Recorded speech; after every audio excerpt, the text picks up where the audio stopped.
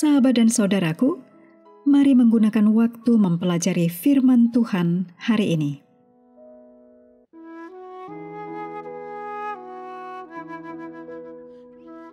Hari Jumat tanggal 5 September ini merupakan bagian pendalaman dari judul Perjanjian dan Cetak Biru.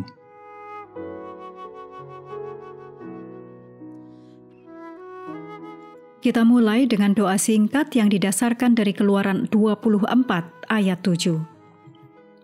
Segala firman Tuhan akan kami lakukan dan akan kami dengarkan. Amin.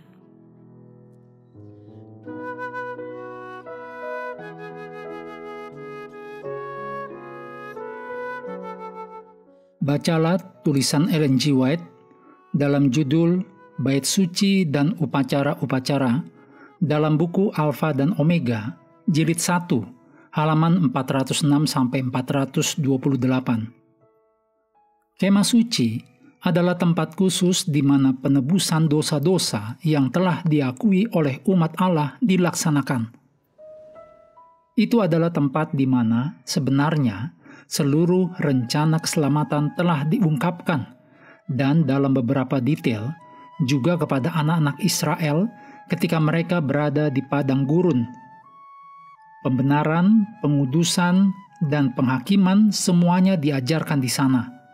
Setiap korban binatang menunjuk pada kematian Yesus, pengampunan dosa, dan pada akhirnya penghapusan dosa. Dan juga bersama dengan korban-korban tersebut, hadir pula hukum Allah, standar kebenaran.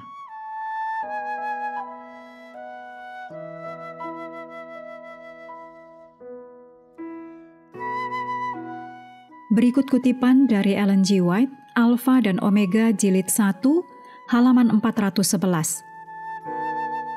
Hukum Allah yang disimpan di dalam tabut itu adalah undang-undang yang besar dari kebenaran dan penghukuman.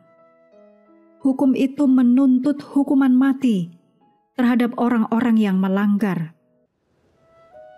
Tetapi di atas hukum itu terdapat tutup pendamaian, di atas mana hadirat Allah dinyatakan, dan dari mana oleh jasa penebusan keampunan diberikan kepada orang berdosa yang bertobat.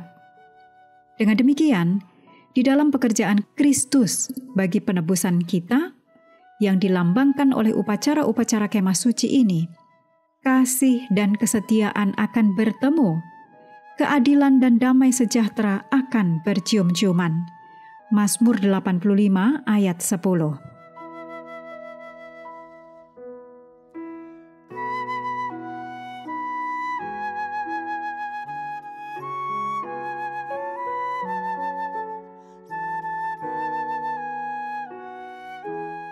Berikut adalah hal-hal untuk diskusi. Yang pertama, renungkan berapa kali diri kita berkata, "Semua yang Tuhan perintahkan kepadaku akan kulakukan." Diskusikan seberapa berhasil diri kita dalam usaha kita melakukannya. Yang kedua, pada akhir dari 40 hari Musa bersama Tuhan di Gunung Sinai, Tuhan menekankan bahwa bangsa Israel harus memelihara hari Sabatnya. Karena hari Sabat akan menjadi tanda antara Tuhan dengan mereka, bahwa Tuhanlah yang akan menguduskan mereka. Diskusikan peran kekudusan dan pengudusan dalam memelihara hari Sabat.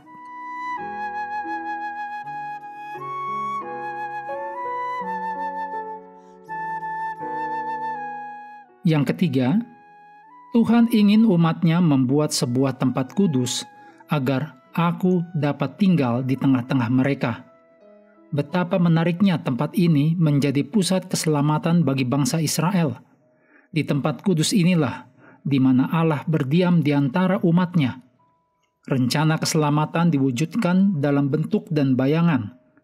Diskusikan yang hal ini ajarkan kepada kita tentang ketergantungan kita yang sepenuhnya kepada Allah untuk keselamatan.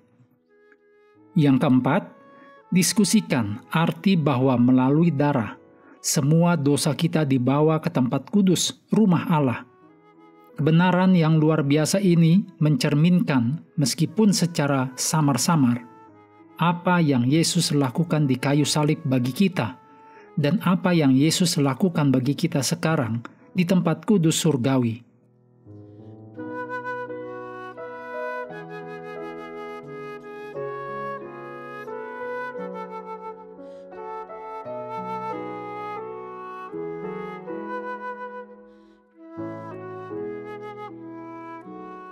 Mengakhiri pelajaran hari ini, mari kembali ke ayat inti, Keluaran 24 ayat 3. Lalu datanglah Musa dan memberitahukan kepada bangsa itu segala firman Tuhan dan segala peraturan itu. Maka seluruh bangsa itu menjawab serentak, segala firman yang telah diucapkan Tuhan itu akan kami lakukan.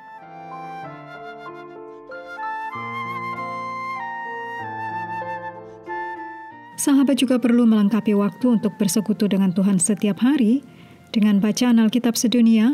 Percayalah kepada nabi-nabinya yang melanjutkan dari Bilangan pasal 25. Tuhan memberkati kita semua.